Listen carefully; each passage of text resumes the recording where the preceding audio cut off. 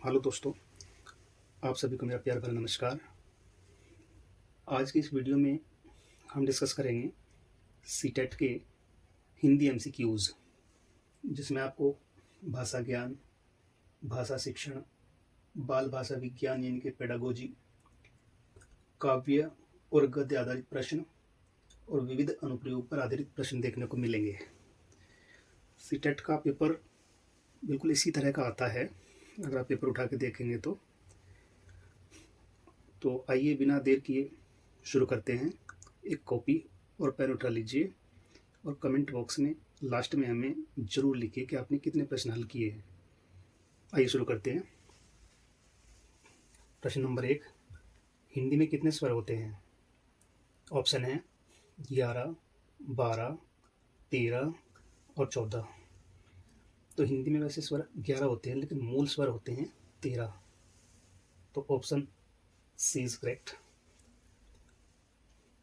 प्रश्न नंबर 2 है, अध्यक्ष शब्द में कौन सी संधि है? ऑप्शन विसर्ग संधि, यण संधि, दीर्घ संधि या गुण संधि। एक बार ऑप्शन ध्यान से देखिए। देखो, अध्यक्ष में विसर्ग संधि नहीं है, दीर्घ संधि भी नहीं है और गुण संधि भी नहीं है। तो अध्यक्ष में है यण संधि।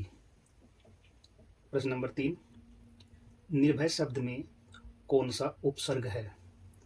ऑप्शन एक बार ध्यान से देखिए। नि, अव, निर, पर।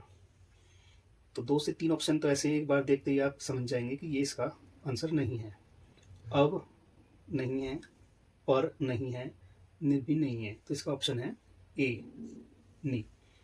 प्रश्न नंबर 4, सुंदरतम किसका उदाहरण है? ऑप्शन सामान्य, परसर्ग, तद्भव या अतिशयोक्ति। देखो, सुंदरतम सुंदर शब्द से मिलकर बना है, सुंदर से सुंदरतम, यानी कि इसमें अतिशयोक्ति, बात को बढ़ा चढ़ाकर बताया गया है, तो इसमें है अतिशयोक्ति। प्रश्न नंबर 5, अनुचित का विलोम शब्द है? आंसर उचित, न्याय, अनीति, संभव। तो आंसर इसका उचित। विद्या शब्द का तत्सम रूप है? विद्या, विधो, विधा या विद्या। तो इसका ऑप्शन है विद्या। प्रश्न नंबर 7 बहुत ही महत्वपूर्ण प्रश्न है। घर शब्द में कौन सी संज्ञा है?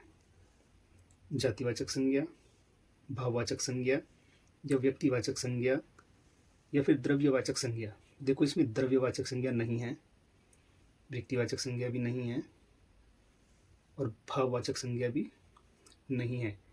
इसमें है जातिवाचक संज्ञा।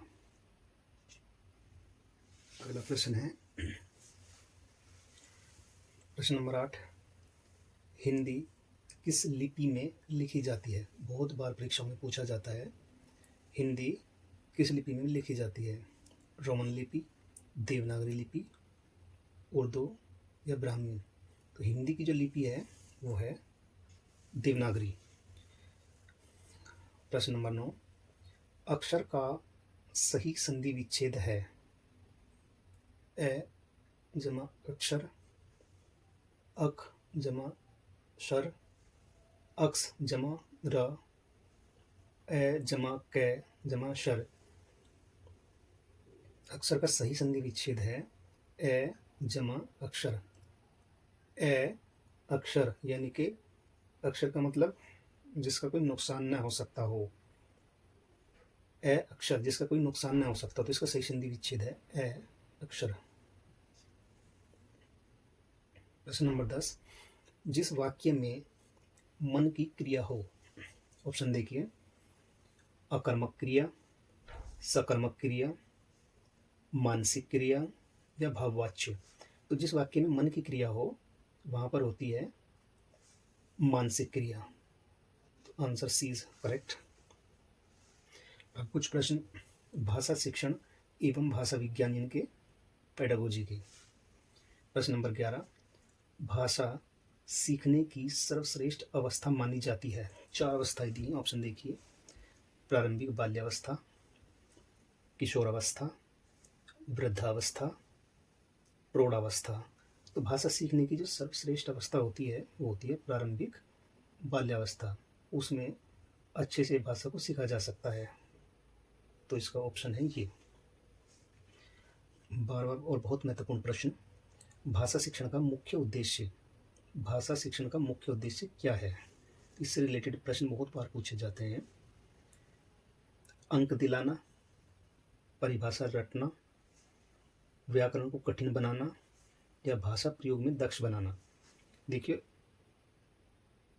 भाषा शिक्षण का जो मुख्य उद्देश्य है वो अंक दिलाना नहीं हो सकता, परिभाषा रटवाना भी नहीं हो सकता, और व्याकरण को कठिन बनाना भी नहीं हो सकता। तो इसका ऑप्शन डी, भाषा प्रयोग में दक्ष बनाना भाषा शिक्षण का मुख्य उद्देश्य है।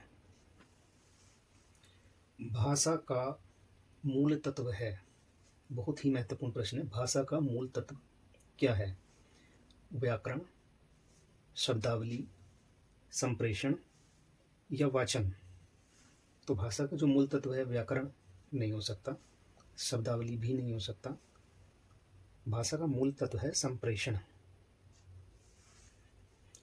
प्रश्न नंबर 14, रचनात्मक व्याकरण किसे कहते हैं? ऑप्शन, नियम रटाना, विलोम पर्याय, व्याकरण की परिभाषाएं, और ऑप्शन डी है भाषा प्रयोग से व्याकरण सीखना। तो ये इसका बेस्ट ऑप्शन है और यही इसका आंसर है, भाषा प्रयोग से व्याकरण सीखना। आइए आगे बढ़ते हैं। प्रश्न नंबर 15, भाषा सीखने में गलतियां।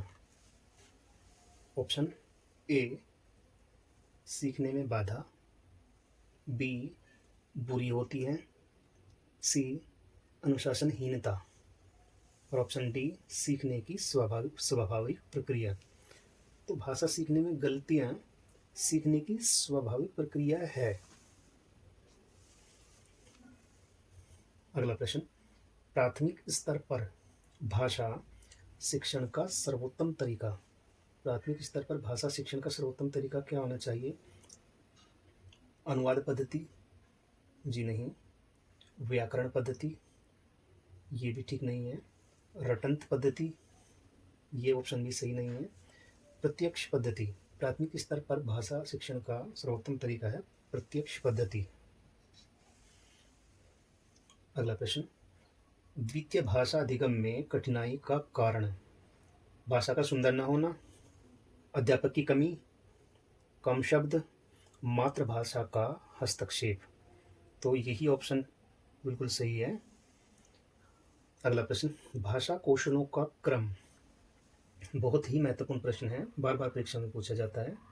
भाषा कौशलों का जो सही क्रम है वो क्या है? बोलना, सुनना, लिखना, पढ़ना, या फिर सुनना, बोलना, पढ़ना, लिखना।